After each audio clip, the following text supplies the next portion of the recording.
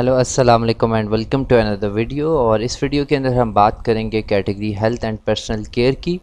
اور health and personal care ایک بہت اچھی کیٹیگری ہے ٹو ایکچولی جمپ ان، لیکن اس کے اندر کافی ریسٹرکشنز ہیں. امیزون کی طرف سے خاص کر جو نیو سیلرز ہیں وہ آسانی سے ہیلتھ اینڈ پرسنل کیئر کی نیش کے اندر نہیں آ سکتے. اس کی آبویس ریزن ہے کہ ہیلتھ اینڈ پرسنل کیئر ایک ایسی نیش ہے جس میں لوگ اپنے لیے ایسی چیزیں بائی کرتے ہیں. اگر ان چیزوں کے اندر اگر کاؤنٹر فٹنگ ہو تو فار ایگزامپل اگر وہ کوئی بیوٹی کریم یوز کرتے ہیں یا کچھ بھی یوز کرتے ہیں تو اس سے ان کی ہیلتھ کے اوپر بھی افیکٹ ہو سکتا ہے، ان کی اسکن کے اوپر بھی افیکٹ ہو سکتا ہے. So this is a very important category for Amazon as well.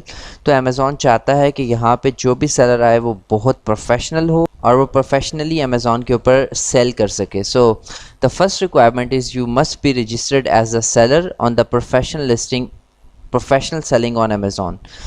You must have an inventory of more than one product in this category. You must have a return delivery address in the local country or provide free delivery. You must be able to provide local language support for customer service in the marketplace in which the sale is intended.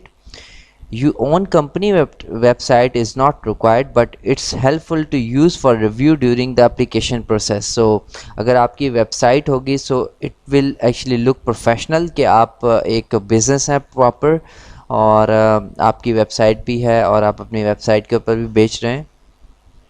You must provide acceptable documentation and other information that we request about the product that you intend to sell. For example اگر Amazon جو ہے آپ سے کوئی بھی information مانگ لیتا ہے about the product تو آپ وہ انفارمیشن ان کو پرووائڈ کر پائیں. اس کے بعد ہے ہمارے پاس پروڈکٹ ریکوائرمنٹس کے پروڈکٹ کی اٹسیلف کیا ریکوائرمنٹس ہونی چاہیے.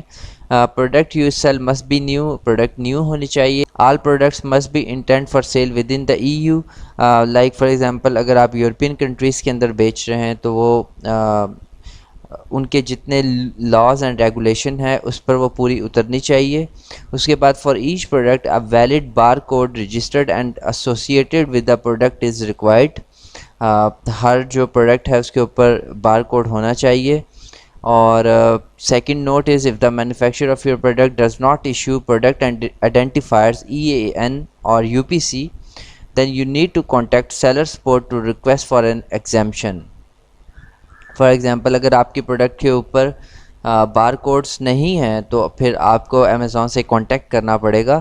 ادروائز اگر آپ پرائیویٹ لیبل برانڈ کر رہے ہیں دین obviously you will go for a brand registry and then GCID number.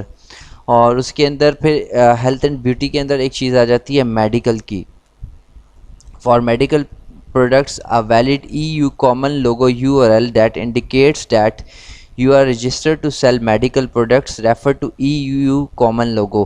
آپ نے دیکھا ہو اگر ہیلتھ اینڈ بیوٹی کی آپ کیٹیگری میں جائیں تو ایک گرین کلر کا پلس بنا ہوتا ہے، لوگو بنا ہوتا ہے اکثر سیلر کی پروفائل کے اوپر. سو وہ ایکچولی رجسٹرڈ ہوتے ہیں کہ انہیں امیزون ریکگنائز کرتا ہے کہ ہاں یہ لوگ میڈیسن بیچ سکتے ہیں. اور اس کے بعد ہمارے پاس مزید کچھ پوائنٹس ہیں جن کو آپ پڑھ سکتے ہیں.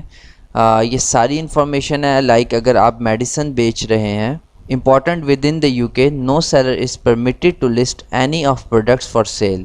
یعنی آپ pharmacy only medicines GSL medicines جس کے اندر پیراسیٹامول ایسپرین ہو گئی یہ آپ نہیں بیچ سکتے. سو یہ ساری لسٹ ہے، ساری ڈاکومنٹیشن ہے جس کو آپ پڑھ سکتے ہیں، جس کو آپ گو تھرو کر سکتے ہیں اور مزید بھی اس پر ریسرچ کر سکتے ہیں.